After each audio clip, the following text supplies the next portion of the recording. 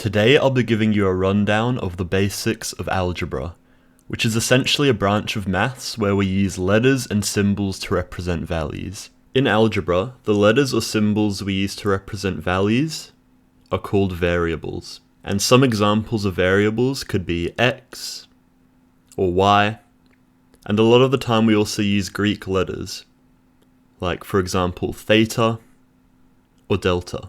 But you can really use any symbol to represent a number in algebra. And these are called variables because they change. Like for example, we might use x to represent the price of a book.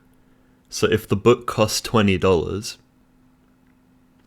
then x could equal 20.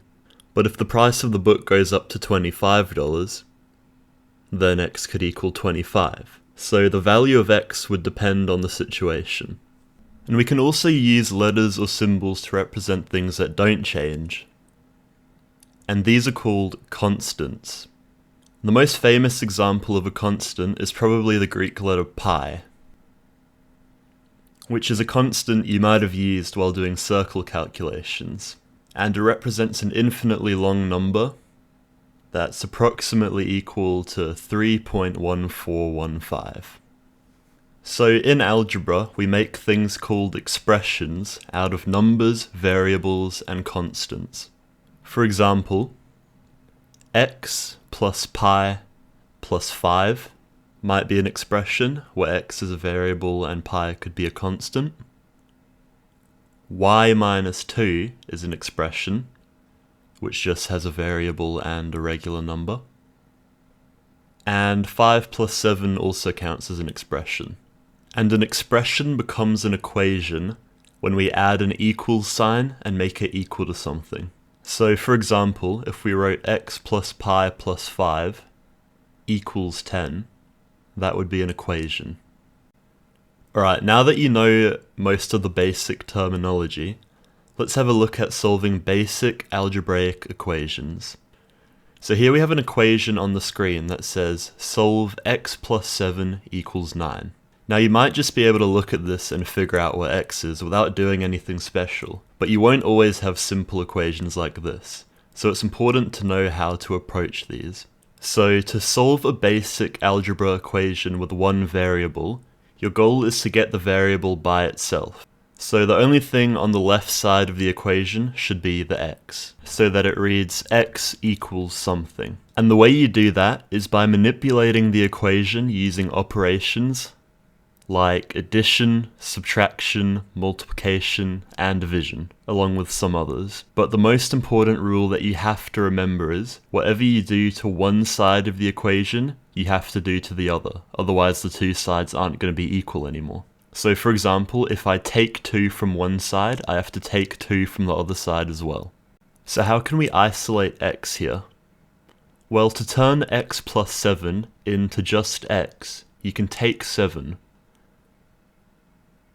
So we can write x plus 7 minus 7. But remember the rule, if we take 7 from the left side, we have to take 7 from the right side as well. So to the right of the equal sign, it's going to be 9 minus 7. And now because 7 minus 7 equals 0, and 9 minus 7 equals 2, the solution is going to be that x equals 2. Alright, here's another equation. See if you can solve 2x plus 3 equals 5 for x. And the 2 in front of the x is what we call a coefficient, and it just means 2 times x.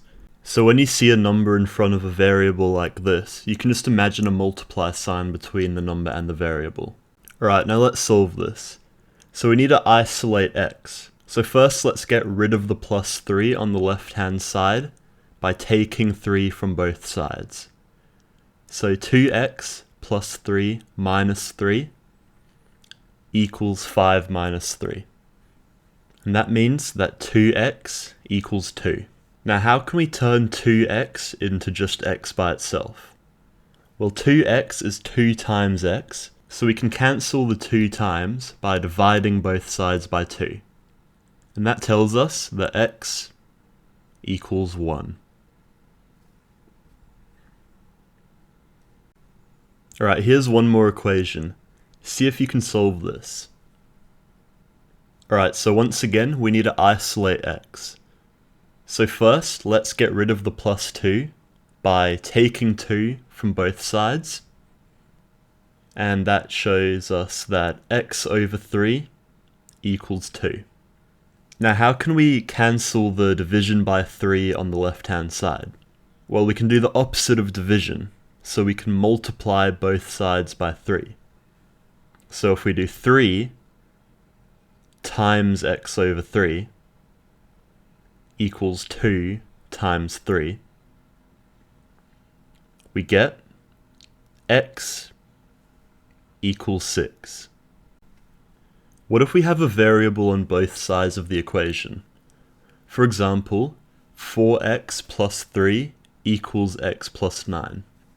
Well, you can use exactly the same principle. Try to isolate x on one side of the equation using mathematical operations. So first, we can get rid of the x on the right-hand side by just taking x from both sides of the equation. So 4x plus 3 minus x equals x minus x plus 9. And that means that 3x plus 3 equals 9. So now let's get rid of that plus 3 on the left-hand side of the equation. And we can do that by just taking 3 from both sides, which turns it into 3x equals 6.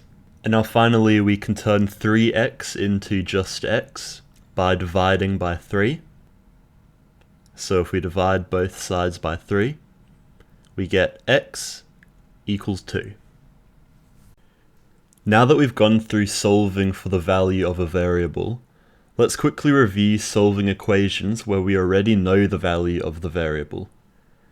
Now this is a bit simpler than when the variable is unknown, so we'll just review it really quickly. So here we have, if x equals 2, what is 2x plus 3? Now you can figure out what 2x plus 3 is by simply substituting the value of x into the expression. So if x equals 2, that means that 2x plus 3 equals 2 times 2 plus 3, which just equals 7. Have a go at this one. If a equals 5, what does a squared plus a equal? Well, it would equal 5 squared plus 5.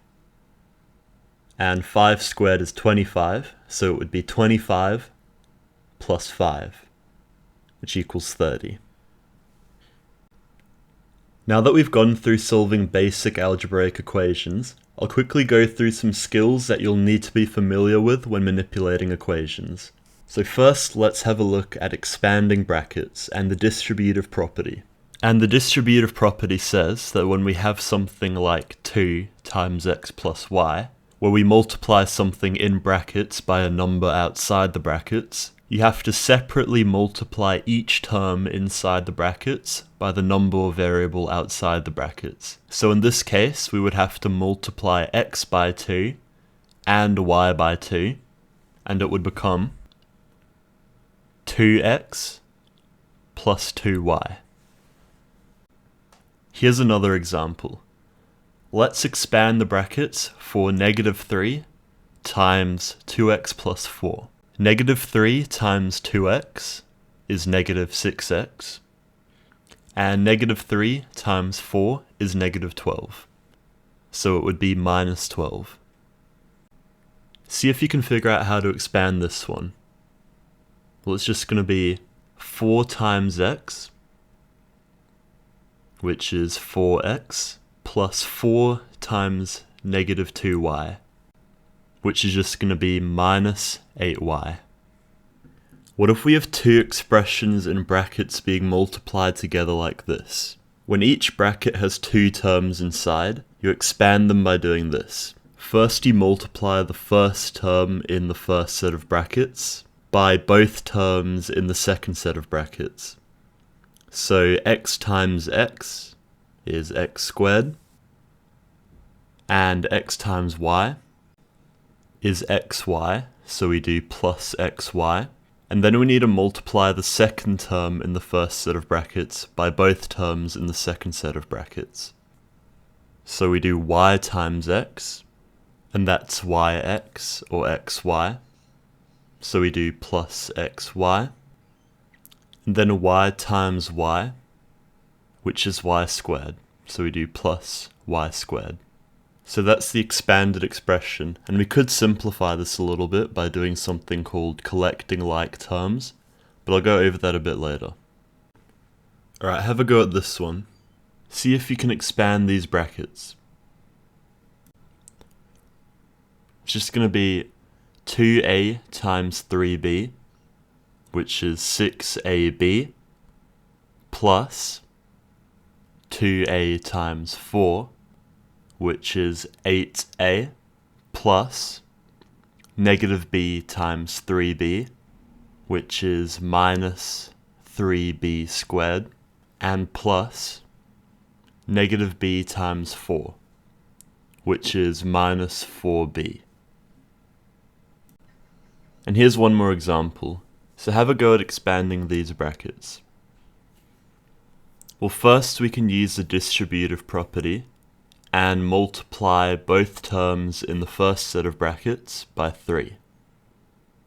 So we can do 3 times y and 3 times z, and turn the first set of brackets into 3y plus 3z. And then we just do 3y times 2y is 6y squared, plus 3y times negative z is minus 3yz, and then plus 3z times 2y is plus 6yz, and then plus 3z times negative z is minus 3z squared. Alright, now that we've covered expanding brackets, let's have a look at the reverse, which is known as factoring. And factoring is basically just breaking an expression down into a product of its factors, like the ones I just showed you. And it can be very useful for simplifying or solving certain equations. So let me go through some examples to show you what I mean, starting with this one on the screen. 4x plus 8xy. So to factor something like this, we need to find something shared by both terms. Or in other words, we need to find something that can divide evenly into both terms. The same way that you would say that 3 could be a common factor of 6 and 9. So what's something that divides into both of these terms? Well, both of these terms are divisible by 4x. So we can actually rewrite this expression as 4x times 1 plus 2y. And if you expand those brackets, you'll get exactly what we started with, 4x plus 8xy. Because 4x times 1 is 4x, and 4x times 2y is 8xy. See if you can factor this one. What would be a common factor between 12x, 8y, and 4z? Well, each of these terms has a different variable, so the best we can really do is to notice that each of these terms are divisible by 4.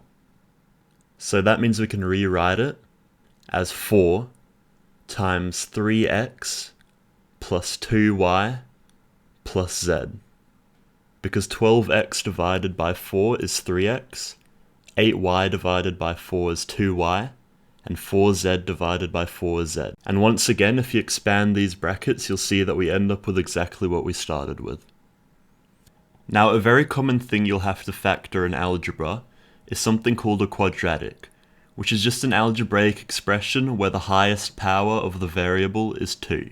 And they're usually in the form a x squared plus b x plus c, where a, b, and c are all numbers. Like for example, x squared minus 6x plus 9.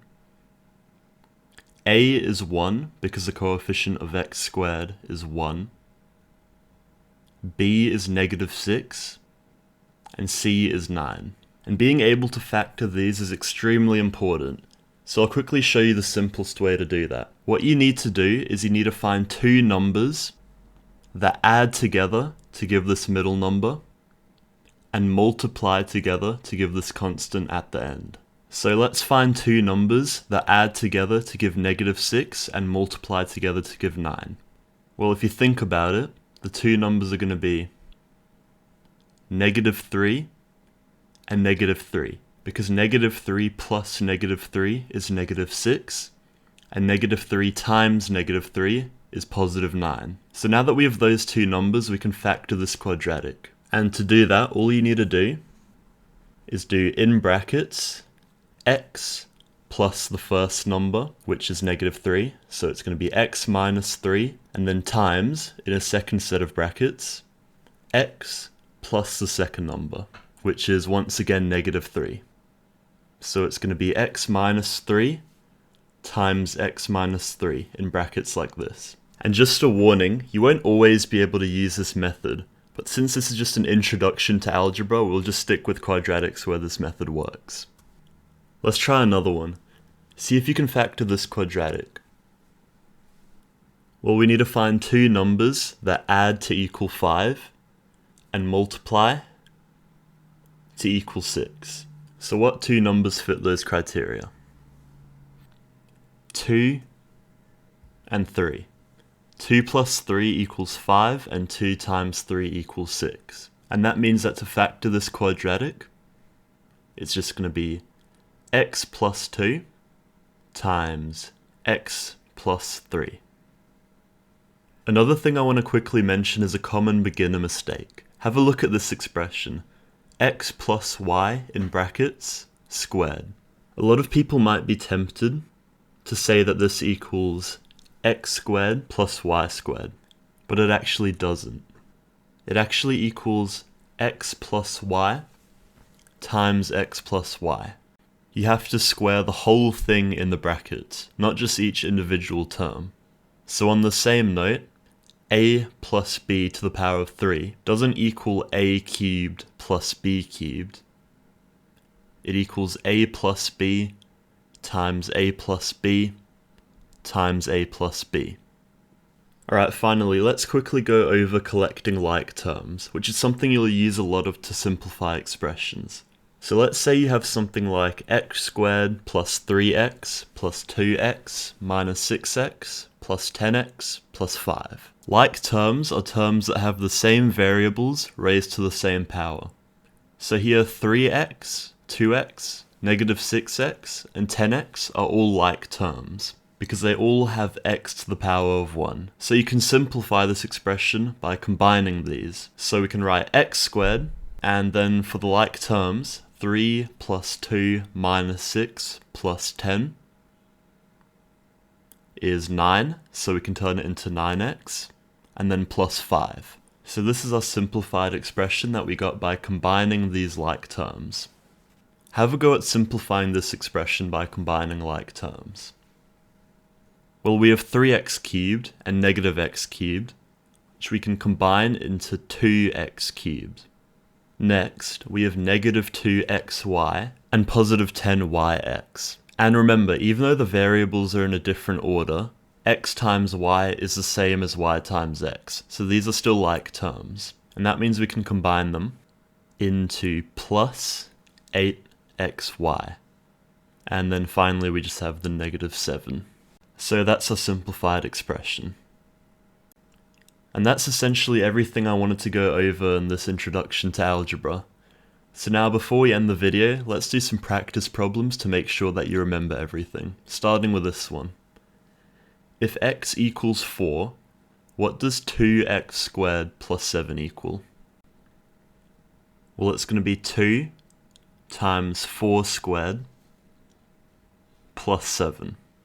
And 4 squared is 16, so it's going to be 2 times 16 plus 7. 2 times 16 is 32, and 32 plus 7 equals 39. How about this one? Solve 4x plus 7 equals 2x plus 15. Remember, we need to isolate x, so we could start by taking 2x from both sides, and that would turn it into 2x plus 7 equals 15. Next, we could take 7 from both sides to turn it into 2x equals 8. And finally, we can isolate x by dividing both sides by 2. And that's going to tell us that x equals 4. Now see if you can expand x plus 2 times 3x plus y.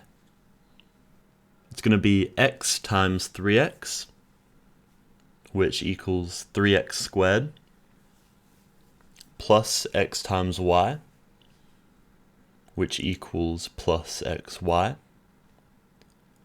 plus 2 times 3x, which equals plus 6x, and then plus 2 times y, and that equals 2y.